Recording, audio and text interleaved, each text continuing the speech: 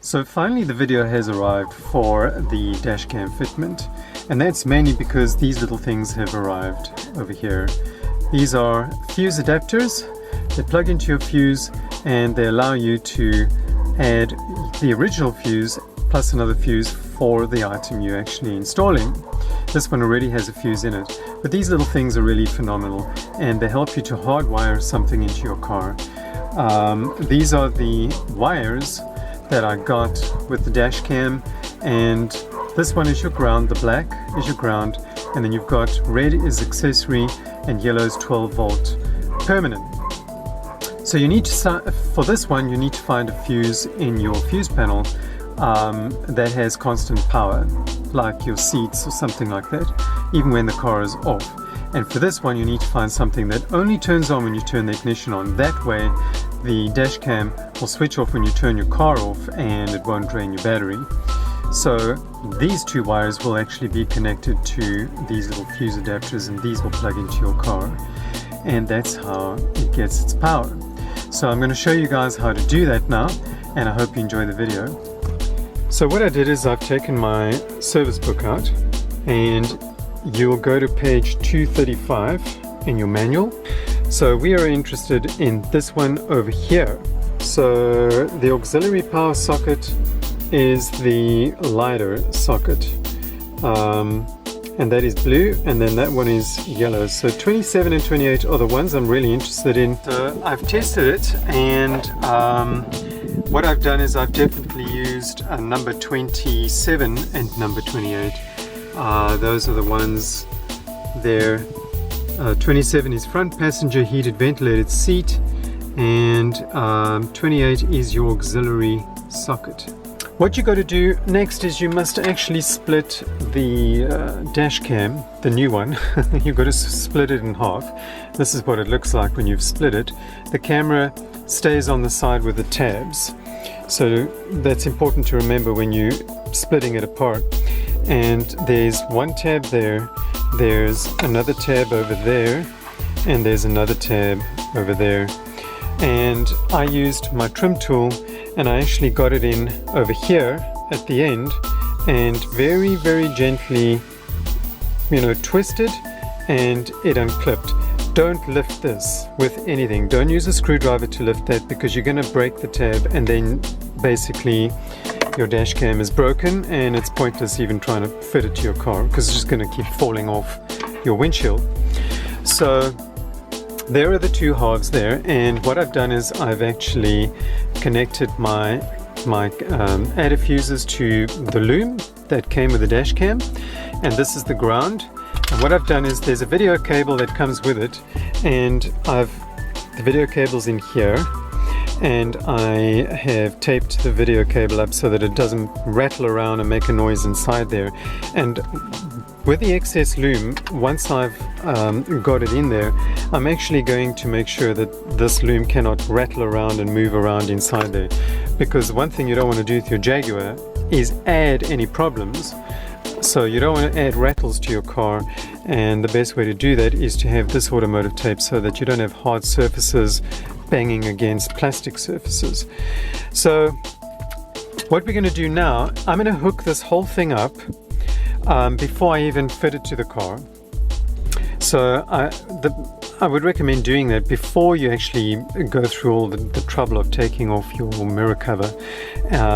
Just make sure that everything's working. I've already downloaded the app on my phone, so I can actually check. Here's my bunch of fuses. You might need an extra fuse or so, you never know. So I'm first going to check that it's working, and if it's working great and it's performing as it should, I'm going to carry on installing it. Okay, so I'm just going to connect to the camera via the app. Just say reconnect.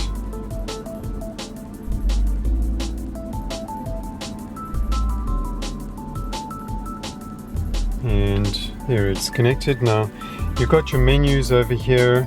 You can go to your menu and set all your video and photo settings.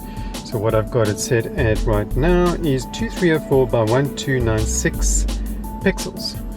16:9 resolution, and if you turn your phone around, that's more or less what you're going to get. I'm trying to get the best picture here, but my camera's picking up a lot of. But anyway, that's now what I've noticed is there's no settings for the calibration, so I've got to go a little deeper into that. Unclip this thing. Now what you got to do is you need a trim tool, and you can see it's split in half.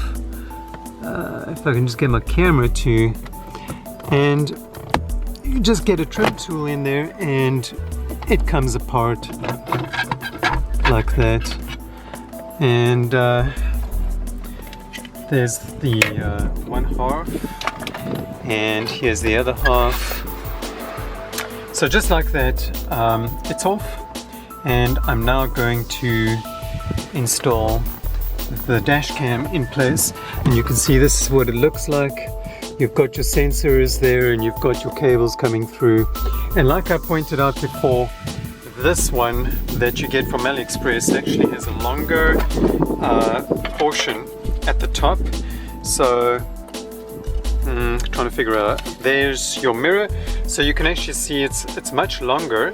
So this one actually comes all the way to the top over there where your cable is, and it makes for a very neat installation. So you're not going to see any cables there anymore, which is quite nice. I don't know why Jaguar didn't do that. So I've got to just pull this one's cable out and route it through down there, pull it out, and get the other cable in. I've clipped it in now, and as you can see, there it is. Fits very nicely, and you can see there it goes right to the top. Here's the cable. So I'll be running the cable through now, and it'll be as simple as that, and then I just need to get an SD card in it. Next thing you got to do, come down. Now my car's right-hand drive. If you have a left-hand drive, you're not going to have pedals down here on this side, but if your car's left-hand drive, on the passenger side of your car, there's a fuse panel down here in the kick panel. So in order to open it, you just unclip that, and the fuse panel comes out. So these little fuses, the little yellow ones and the blue ones, those are the ones that I've identified. Now you'll see they're numbered. You can see there's 25, 26, 27, 28, and I'm just going to check with my tester to see which ones we're actually going to use. So what I've done is I've actually opened up this trim panel on the side, and you can do that just by wedging this in and twisting, and it'll unclip, and you can see there are the clips. So I have my cable through, and I've got my ground exposed over here, and I just want to get my flashlight. I have my two fuse adapters hanging here, which I'm going to plug into number, just try and get in here. You can see I've taken the two fuses out already, and I'll be plugging my live and my accessory into 28 and 27. So that's where 28 and 27 sit, and you can see the numbers on the panel. So now I'm also trying to decide where I should actually route this thing, because my old dash cam was routed in here, went down there, and then came down the dash, and I think it's a bit of a long-winded way to go. So I'm thinking I'm just going to bring the cable up inside here, in through here, and then tuck it in there, and then bring it in here. So what I've done is I've connected the ground, and you'll see over there, if I can pull this away, I've connected it over there to this bolt, and so there's my ground wire there. And I've actually had to take this trim panel completely off. Now be careful when you take it off, because it has a tab over there and a large tab there, so it kind of clips in like that. It's not recording right now because I turned it off, but you can press the record button and it'll record. So there it's recording, and it gives you the time, and what it does is it synchronizes the date and the time with the phone. And there it says happy share. I don't know what the hell that means, and I don't know how to get it off. I've just added my own that says Jaguar XF, so I'm pretty happy with that. And if I turn the car off, which I'm going to do now, you're going to see the camera is actually going to turn off, and it's going to happen any minute. There, the camera turns off. So that's how you fit a Jaguar dash cam to your car, and as you can see, it was pretty easy to do. It shouldn't take you long. It took me about 30 minutes to do.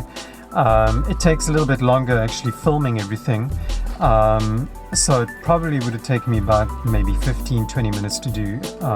You know, it's pretty simple, it's not rocket science, and anybody at home can actually do this. You don't have to take it into a specialist, as they say. You can do this yourself and hardwire it into your car. I've done a very neat installation here, and I don't see any cables, and it's working great.